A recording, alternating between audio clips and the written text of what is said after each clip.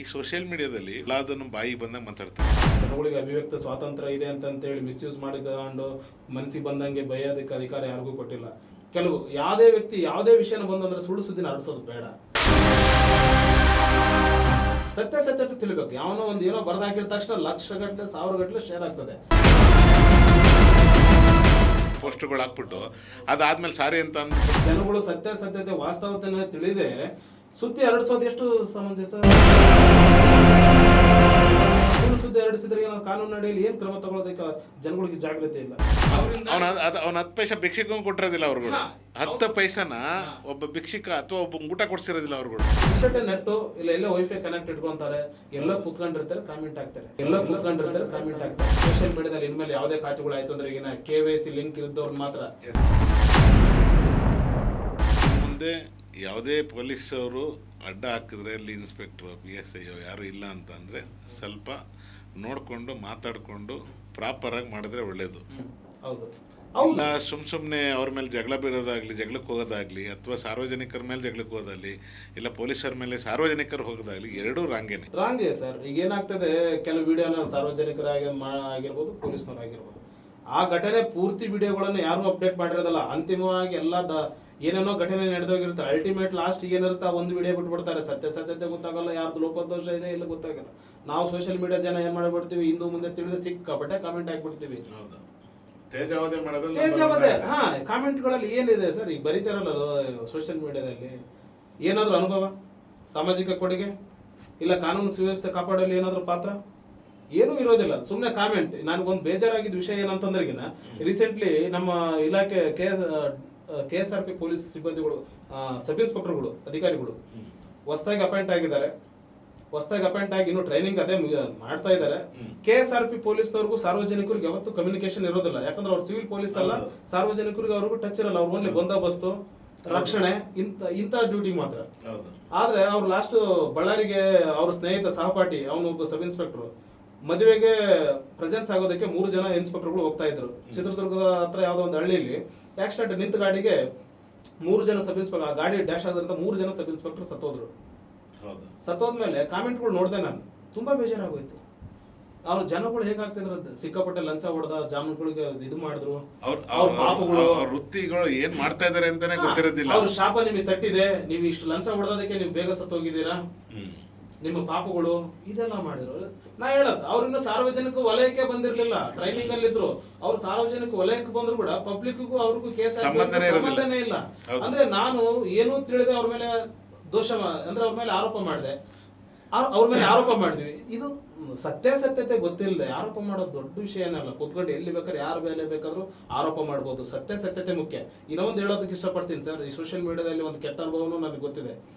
ಕೆಲವು ಯಾವುದೇ ವ್ಯಕ್ತಿ ಯಾವುದೇ ವಿಷಯನ ಬಂದಂದ್ರೆ ಸುಳ್ಳು ಸುದ್ದಿನ ಹರಡಿಸೋದು ಬೇಡ. ಸತ್ಯತೆ ತಿಳಿಬೇಕು. ಯಾವನೋ ಒಂದು ಏನೋ ಬರ್ದಾಕಿದ ತಕ್ಷಣ ಲಕ್ಷಗಟ್ಟಲೆ ಸಾವಿರಗಟ್ಟಲೆ ಶೇರ್ ಆಗ್ತದೆ ಆ ವಿಷಯ. ಯಾಕೆ ಈ ಒಂದು ಕೆಟ್ಟ ಅನುಭವ ಹೇಳ್ತೇನೆ ಅಂದ್ರೆ, ಕೊಪ್ಪಳ ರೂರಲ್, ಕೊಪ್ಪಳ ನಗರ ಗ್ರಾಮೀಣ ಭಾಗದಲ್ಲಿ ಏನಾಯ್ತು, ಒಂದು ಸಮುದಾಯ ಅಂದ್ರೆ ಇಲ್ಲ ದಲಿತ ಸಮುದಾಯ, ಒಬ್ಬ ವ್ಯಕ್ತಿ, ಒಬ್ಬ ಹುಡುಗ ದಲಿತ ಸಮುದಾಯ SC ಸಮುದಾಯಕ್ಕೆ ಸೇರಿದಂಥವ್ರು. ಅವನು ST ಸಮುದಾಯಕ್ಕೆ ಸೇರಿದಂಥ ಒಂದು ಯುವತಿನ ಮದುವೆ ಆಗ್ತಾನೆ. ಲವ್ ಮ್ಯಾರೇಜ್ ಮಾಡ್ಕೊಂಡು ಮದುವೆ ಆಗ್ತಾನೆ. ಮದುವೆ ಆದ ನಂತರ ಅಲ್ಲೇ ಕೊಪ್ಪಳ ನಗರದಲ್ಲಿ ನಿವಾಸಿಯಾಗಿ ಜೀವಿಸ್ತಿರ್ತಾರೆ.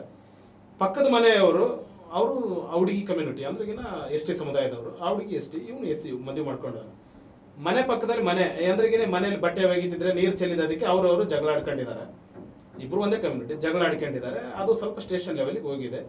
ಆ ಜಗಳ ಆಡೋದನ್ನ ವಿಡಿಯೋ ಮಾಡ್ಕೊಂಡು ಆ ಹುಡುಗ ಏನ್ ಮಾಡಿದಾನೆ, ಸೋಷಿಯಲ್ ಮೀಡಿಯಾದಲ್ಲಿ ಹಾಕಿದ್ದಾನೆ.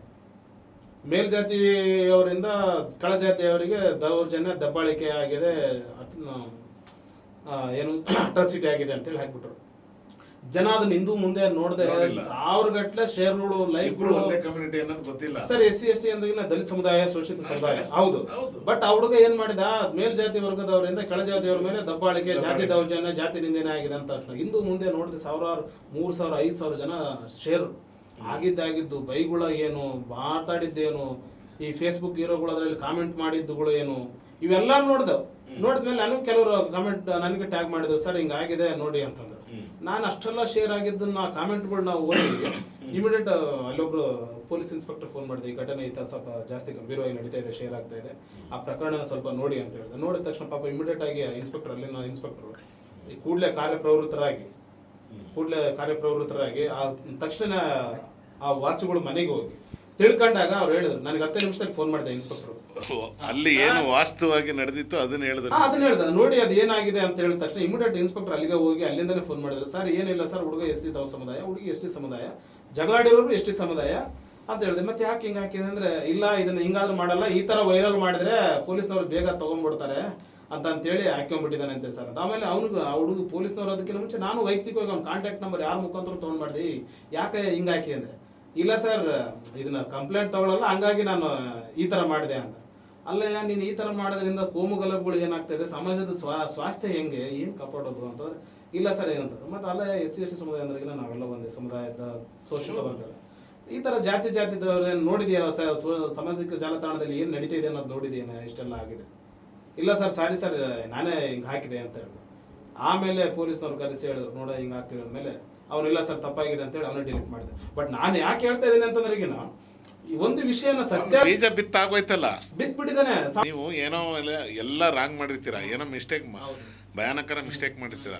ಭಯಾನಕರ ಅಂತಂದ್ರೆ ಅದು ಬೆಂಕಿ ಹತ್ತಿ ಉರಿಯತಕ್ಕಂತ ಮಾಡಿರ್ತೀರ, ಪೋಸ್ಟರ್ಗಳು ಹಾಕ್ಬಿಟ್ಟು ಅದಾದ್ಮೇಲೆ ಸಾರಿ ಅಂತ ಅಂದ್ಬಿಟ್ರೆ ಇಲ್ಲ ಸರ್, ಅಷ್ಟರೊಳಗಡೆ ಏನೆಲ್ಲ ಚೇಂಜಸ್ಗಳಾಗಿರುತ್ತೆ, ಸಾಧ್ಯನೇ ಇಲ್ಲ ಸರ್. ಯಾಕಂದ್ರೆ ನೋಡಿ, ಎಷ್ಟೋ ಸಾವಿರ ಇಡೀ ಕರ್ನಾಟಕ ಅಲ್ಲ ಎಲ್ಲೆಲ್ಲಿಗೂ ಹರಿದಾಡಿದೆ ವಾಸ್ತವತೆ, ಜನಗಳು ಸತ್ಯತೆ ವಾಸ್ತವತೆನ ತಿಳಿದೆ ಸುದ್ದಿ ಹರಡಿಸೋದು ಎಷ್ಟು ಸಮಂಜಸ. ಸುಳ್ಳು ಸುದ್ದಿ ಹರಡಿಸಿದ್ರೆ ಏನಾದ್ರು ಕಾನೂನು ಅಡಿಯಲ್ಲಿ ಏನು ಕ್ರಮ ತಗೊಳ್ಳೋದಕ್ಕೆ ಜನಗಳಿಗೆ ಜಾಗೃತಿ ಇಲ್ಲ. ನಮ್ದು ಇನ್ನೊಂದು ರಿಕ್ವೆಸ್ಟ್ ಇದೆ ತಮ್ಮಲ್ಲಿ, ನೀವು ಈ ಪ್ರಾಧಿಕಾರದಲ್ಲಿ ಇರೋದ್ರಿಂದ ಬಹುಶಃ ನೀವು ಮಾಡ್ಬೋದು ಅನ್ಸುತ್ತೆ.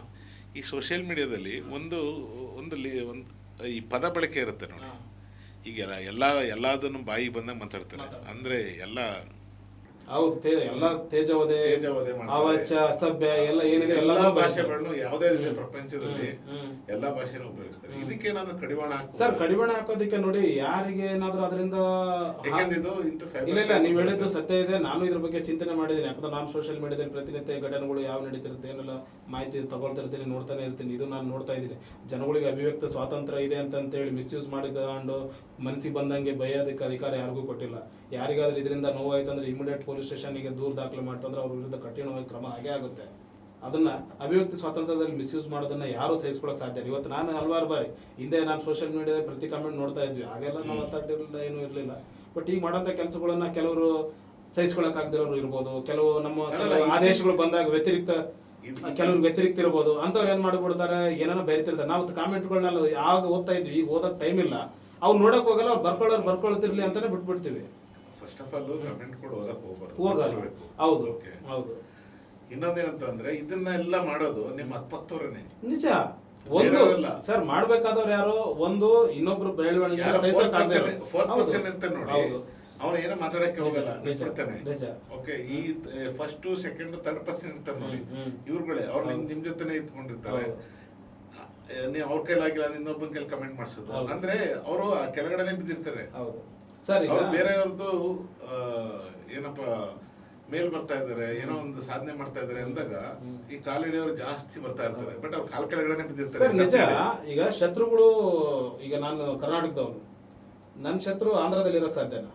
ನನ್ನ ಮನೆ ಸುತ್ತಮುತ್ತ ಇರೋನು ಮಾತ್ರ ಶತ್ರು. ಈಗ ನಾನು ಬಳ್ಳಾರಿ ಲೋಕಲ್, ಕೊಪ್ಪಳದ ಹೋದ್ರೆ ನನ್ನ ಯಾಕೆ ಶತ್ರುತ್ವ ಮಾಡ್ತಾನೆ? ಬಳ್ಳಾರಿಯನ್ಗೂ ನಾನು ಏನು ಮಾಡಿರೋದಿಲ್ಲ, ಬೆಳವಣಿಗೆ ಸಹಿಸಕ್ಕಾಗಿರೋಲ್ಲ. ಬಳ್ಳಾರಿ ಅಂದ್ಬಿಟ್ಟು ಕೊಪ್ಪಳದವನ್ ಯಾಕೆ ನಮ್ಮನ್ನ ಯಾಕೆ ಅಸಹಿಷ್ಣುತೆ ಮಾಡ್ತಾನೆ? ಈ ಮನುಷ್ಯರುಗಳಿಗೆ ಈ ಮನೋಭಾವನೆ ಯಾವಾಗ ಹೋಗುತ್ತೆ? ಈ ಮನೋಭಾವನೆಗಳು ಹೋಗಲ್ಲ. ಮನುಷ್ಯ ಯಾವಾಗ ತನ್ನ ಕೆಲಸಗಳು ತನ್ನ ಗುರಿಗಳು ಸಾಧನೆಯಿಂದ ಬೀಳ್ತಾನೋ ಆಗ ಇದು ಟೈಮ್ ಸಿಗೋದಿಲ್ಲ. ಇನ್ನೊಬ್ಬರು ಬೆಳವಣಿಗೆಯನ್ನ ಯಾವಾಗ ಸಹಿಸೋಕ್ಕಾಗಲ್ಲ, ನಾನು ಅವರಂತೆ ಮಾಡೋಕ್ಕಾಗಲ್ಲ ಅಂದಾಗ ಇದು ಸ್ಟಾರ್ಟ್ ಆಗ್ತದೆ. ಸೊ ಹಂಗಾಗಿ ಈ ಕಾಮೆಂಟ್ಗಳಿಗೆ ತಲೆ ಕೆಡಿಸ್ಕೋಬಾರ್ದು ಸರ್. ನಮ್ಮ ಕೆಲಸ ಏನಿದೆ ಅದನ್ನ ಮಾಡ್ತಿರ್ಬೇಕು. ಈಗ ಕುದುರೆಗೆ ಲಾಳ ಯಾಕೆ ಕಟ್ಟಿರ್ತಾನೆ ಕಣ್ಣಿಗೆ? ನೀನು ಸ್ಟ್ರೈಟ್ ಅಷ್ಟೇ ನೋಡಪ್ಪ ಅಂತ ಹೇಳಿ ಕಟ್ಟೋದು. ಕುದುರೆ ಲಾಳ ತೆಗೆದ್ಬಿಟ್ರೆ ಅದು ಇತ್ತೆಗೆ ಆಗಿರುತ್ತೆ, ಈ ಕಡೆ ಗೊತ್ತಾಗಲ್ಲ. ಅದಕ್ಕೆ ಕುದುರೆ ಲಾಳ ಕಟ್ಟಿಬಿಡ್ತಾನೆ, ಸ್ಟ್ರೈಟ್ ಹೋಗಿ ನಿನ್ ಗುರಿ ಅಂತ.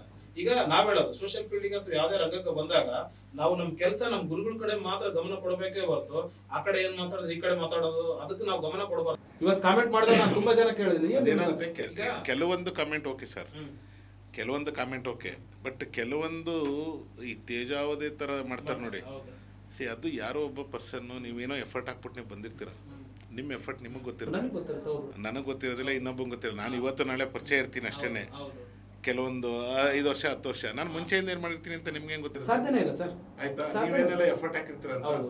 ಇವ್ರು ಯಾರೋ ಬರ್ತಾರೆ, ಹೌದು ನಮ್ಗೆ ಭಾಷೆ ಹೌದು. ಬೇರೆ ಇಲ್ಲ, ಇಲ್ಲ, ನಿಜ ಇದು ಓಕೆ, ಬರ್ತಾರೆ. ನಾವೆಲ್ಲ ಲೋಕಲ್ ಆಯ್ತಾ? ಗೊತ್ತಾಗುತ್ತೆ. ಅವಾಗ ಏನಂತಂದ್ರೆ ಇವ್ರು ನೋಡಿದ ಮಾತ್ರ ಕಮೆಂಟ್, ನಿಜ. ಅವ್ರು ಮಾಡಿದ್ರೆ ಮಾತ್ರ ಕೆಲಸ, ಬೇರೆಯವ್ರು ಮಾಡಿದ್ರೆ ಮಾಡಿದ್ದೆಲ್ಲ ಅಲ್ಲ ಅದು ಕೆಲಸ. ಹಾ. ಅದು ಸ್ವಾರ್ಥ ಮನೋಭಾವ, ನಮಗಿಂತ ಹೆಚ್ಚಿಗೆ ಬೆಳೀತಾ ಇದಾರೆ ಅನ್ನೋ ಮನೋಭಾವಗಳು ಇರುತ್ತೆ ಸರ್. ಹಾಗಾಗಿ ನಾನು ಹೆಚ್ಚಿಗೆ ಕಾಮೆಂಟ್ಗಳು ನೋಡಿ, ಕಾಮೆಂಟ್ ಮಾಡೋರೆಲ್ಲ ಇದಲ್ಲ, ಪಾಸಿಟಿವ್ ಆಗಿ ಕೆಲಸ ಮಾಡೋರು, ನಮ್ಮ ಕೆಲಸಗಳನ್ನು ಅಪ್ರಿಸಿಯೇಟ್ ಮಾಡುವಂಥವ್ರು, ಸಲಹೆ ಕೊಡುವಂಥವ್ರು, ಉತ್ತಮ ಸಲಹೆ ಕೊಡುವಂಥವ್ರಿಗೆ ನಾನು ಯಾವತ್ತಿಗೂ ಗೌರವ ಕೊಡ್ತೀನಿ. ಈ ನೆಗೆಟಿವ್ ಕಾಮೆಂಟ್ಸ್ ಮಾಡೋರ್ನೆಲ್ಲ ತಲೆಯಲ್ಲಿ ಇಟ್ಕೋಬಾರ್ದು ಸರ್. ಬ್ಲಾಕ್ ನೋಡ್ತಿರ್ಬೇಕು, ಬ್ಲಾಕ್ ಮಾಡ್ತಿರ್ಬೇಕು, ಬಿಸಾಕ್ತಿರ್ಬೇಕು. ಯಾಕಂದ್ರೆ ನೋಡಿ, ಕಾಮೆಂಟ್ ಮಾಡೋರೆಲ್ಲ ಈ ಕಾಮೆಂಟ್ ಮಾಡೋರು ಅಂದ್ರೆ ಎಲ್ಲರಲ್ಲ, ಈ ನೆಗೆಟಿವ್, ಈ ಅಭಿವ್ಯಕ್ತಿ ಸ್ವಾತಂತ್ರ್ಯ ಇದೆ ಅನ್ಕೊಂತ ಹೇಳಿ ಈ ನಕಾರಾತ್ಮಕವಾಗಿ ತೇಜವಧೆ ಮಾಡುವಂಥವ್ರನ್ನ ಇದಾರಲ್ಲ, ಅವ್ರೇನು ಸ್ವಾತಂತ್ರ್ಯ ಹೋರಾಟಗಾರರಲ್ಲ, ಈ ದೇಶಕ್ಕೆ ಕೊಡುಗೆ ಕೊಟ್ಟವರು ಅಲ್ಲ. ಅವ್ನ 10 ಪೈಸೆ ಭಿಕ್ಷಿಕಂಗೂ ಕೊಟ್ಟಿರೋದಿಲ್ಲ ಅವ್ರುಗಳು.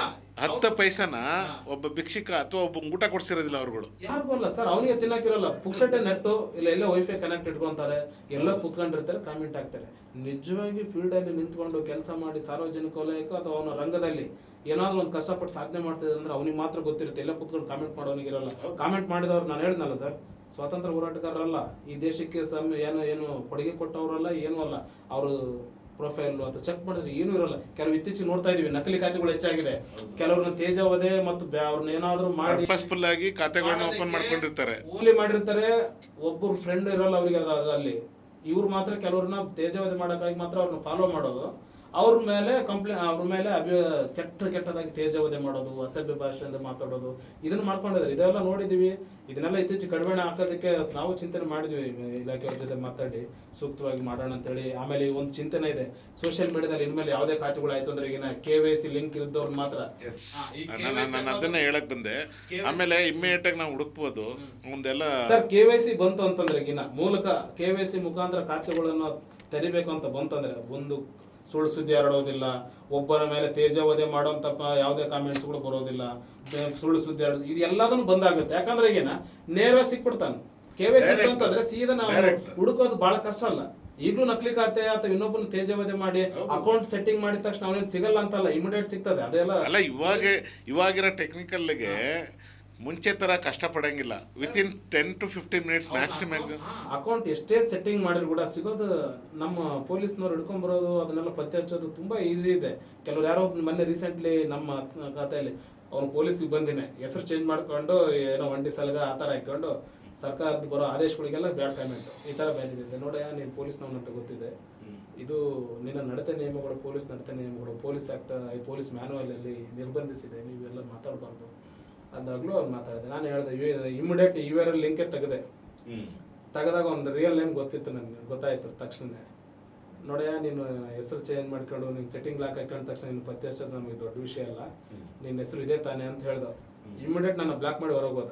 ಅಂದ್ರೆ ಇವತ್ತು ಯಾವುದೇ ನಕಲಿ ಖಾತೆ ಪ್ರೊಫೈಲ್ ಸೆಟ್ಟಿಂಗ್ ಮಾಡಿದ ತಕ್ಷಣ ನಮ್ಗೆ ಗುರುತು ಪತ್ತೆ ಹಚ್ಚೋದು ಆಗೋದಿಲ್ಲ ಅಂತಲ್ಲ, ಇಮಿಡಿಯೇಟ್ ಆಗಿ ಸಿಕ್ಕೇ ಪತ್ತೆ ಹಚ್ಚೋದಕ್ಕೆ ಪೊಲೀಸು ಸುಧಾರಣೆ ವ್ಯವಸ್ಥೆ ತುಂಬಾ ಚೆನ್ನಾಗಿ ಕೆಲಸ ಮಾಡ್ತಿದೆ. ಈಗ ಆಧುನಿಕತೆಗೆ ತಂತ್ರಜ್ಞಾನದ ಮೂಲಕ ತಕ್ಷಣ ಬರುತ್ತೆ. ಈಗ ನಿಮಗೆ ಗೊತ್ತಿದೆ, ಹಿಂದೆ ಪೊಲೀಸ್ ಮೊಬೈಲ್ ಕಳ್ತನ ಆದ ತಕ್ಷಣ ಹುಡುಕೋದು ಕಷ್ಟ ಇತ್ತು. ಈಗಿಲ್ಲ ಸರ್, ಈಗಿಲ್ಲ. ನಿಮಗೆ ಇಮಿಡಿಯೇಟ್ ನೀವು ಯಾವ ಸಿಮ್ ಆದ್ರೆ ಹಾಕಿ, ಆ ಮೊಬೈಲ್ ಫಾರ್ಮೆಟ್ ಆದ್ರೂ ಮಾಡ್ಕೊಳ್ಳಿ, ನೀವು ಏನ್ ಬೇಕಾದ್ರೂ ಮಾಡ್ಕೊಳ್ಳಿ. ಇನ್ನೂ ಒಂದು ಸಿಮ್ ಹಾಕಿ ಆನ್ ಮಾಡಿದ ತಕ್ಷಣ ಆ ಮೊಬೈಲ್ ಎಲ್ಲಿದೆ ಟ್ರೇಸ್ ಸೀದಾ ಪೊಲೀಸ್ನವ್ರು ಅಲ್ಲಿ ಬಂದು ಎತ್ತಕೊಂಡು ಬರ್ತಾರೆ. CIR ಪೋರ್ಟಲ್ ಇದೆ. ಇಮಿಡಿಯೇಟ್ ಆಗಿ ಏನು ಅಪರಾಧಗಳನ್ನ ಏನ್ ಬೇಕಾದ್ರೂ ಮಾಡೋಷ್ಟು ಪೊಲೀಸ್ ಬಲವಾಗಿದೆ. ಈಗ ನಾನು ಹೇಳೋದು ಅಷ್ಟೇ, ಯಾರಾದ್ರೂ ಏನಾದ್ರು ಕೆಲಸ ಮಾಡ್ತಾರೆ ಅಂದ್ರೆ ಸಾಧ್ಯವಾದ್ರೆ ಅಪ್ರಿಷಿಯೇಟ್ ಮಾಡಿ. ಹೆಚ್ಚಿನ ವಿಡಿಯೋಗಳಿಗೆ ಪ್ರತಿಧ್ವನಿ ಯೂಟ್ಯೂಬ್ ಚಾನೆಲ್ ಸಬ್ಸ್ಕ್ರೈಬ್ ಮಾಡಿ, ಬೆಲ್ ಐಕಾನ್ ಕ್ಲಿಕ್ ಮಾಡಿ.